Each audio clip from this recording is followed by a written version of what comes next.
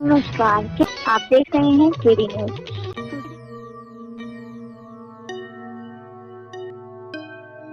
खबर की शुरुआत एक शेर से करते हैं।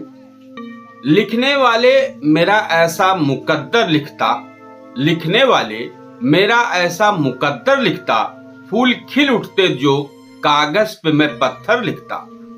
तुमने जिस बात पे काटा है मेरे हाथों को, हाथ होते तो वही बात बराबर लिखता। खौफ कातिल से थी सहमी हुई बस्ती परवाज, फिर भला कौन मेरे कत्ल का मंजर लिखता। हाल के दिनों में पूरे उत्तर भारत से लेकर कई राज्यों तक एक नारा चर्चा का विषय बना, I love Mohammad. Social media से लेकर सड़क तक हर जगह इस नारे पर बहस छिड़ गई। कहीं समर्थन में कई भीड़ उमड़ी तो कहीं विरोध में प्रदर्शन और पत्थरबाजी तक हो गई। आखिर यह विवाद शुरू कैसे हुआ और क्यों देश भर में फैल गया, आइए समझते हैं। साथ ही वरिष्ठ पत्रकार प्रदीप सिंह का एक टीवी चैनल पर इसी मामले पर अपनी राय दी है। उन्होंने कहा है कि यह प्रदर्शन सामान्य है, लेकिन पोस्टर के मामले में नियत क्या है, इरादा क्या है, मसला ये है।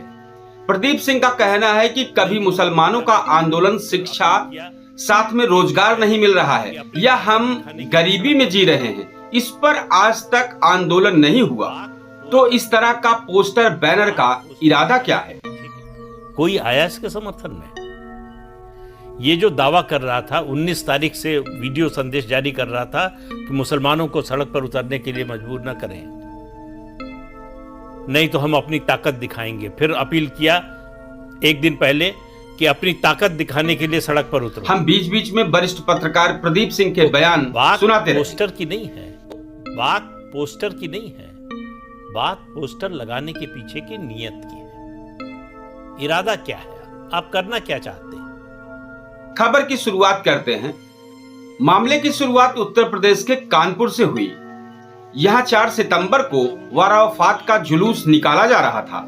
जुलूस मार्ग पर आयोजकों ने एक बैनर लगाया जिस पर लिखा था आई लव मोहम्मद।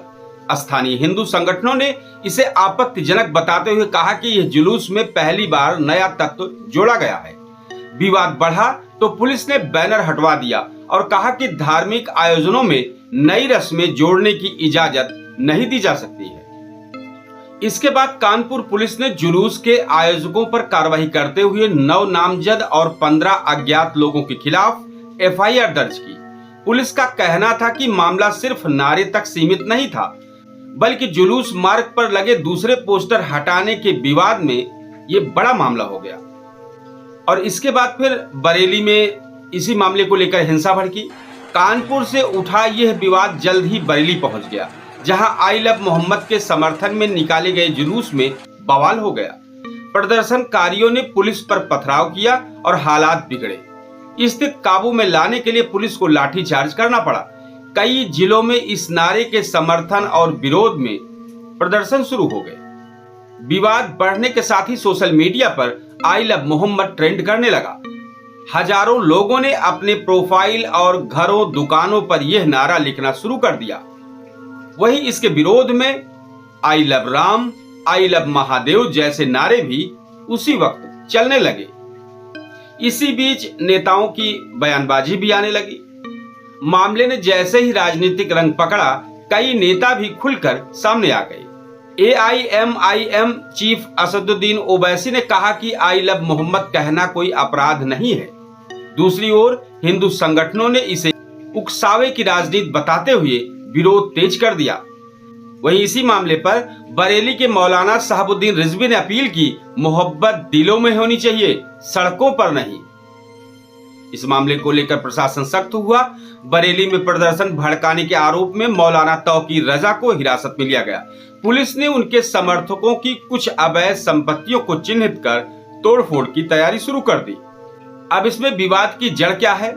विशेषज्ञों के अनुसार विवाद की असली वजह सिर्फ एक नारा नहीं, बल्कि धार्मिक भावनाओं की संवेदनशीलता और राजनीति का तड़का भी है।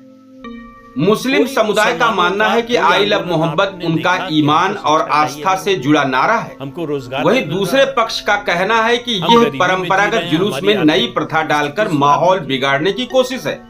राजनीतिक जितने दल इस आंदोलन मुद्दे होते को हैं, या अपनी तो अपनी रणनीति हिंदू के धर्म अनुसार खिलाफ भुनाने में लगे। पोस्टर लगा रहे हैं, उनकी बात मजहब नहीं सिखाता आपस में बैर इनका इरादा रखना, है दंगा भड़काना, हिंदी है हम वतन है सांप्रदायिक हिंदुस्तान माहौल हमारा। खराब करना। जितने आंदोलन होते हैं या तो हिंदू धर्म के खिलाफ पोस्टर लगा रहे हैं, उनकी बात कर रहा हूं।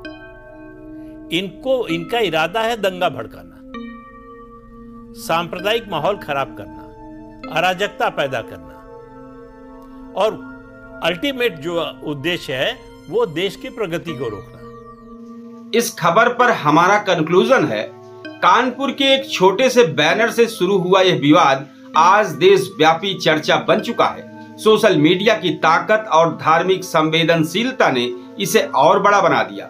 सवाल अब यह है कि क्या यह नारा महज आस्था की अभिव्यक्ति है या फिर राजनीति और धर्म के टकराव की एक नई कड़ी। यह सब आप सबको तय करना है। जय हिंद। आप देख रहे हैं केडी न्यूज।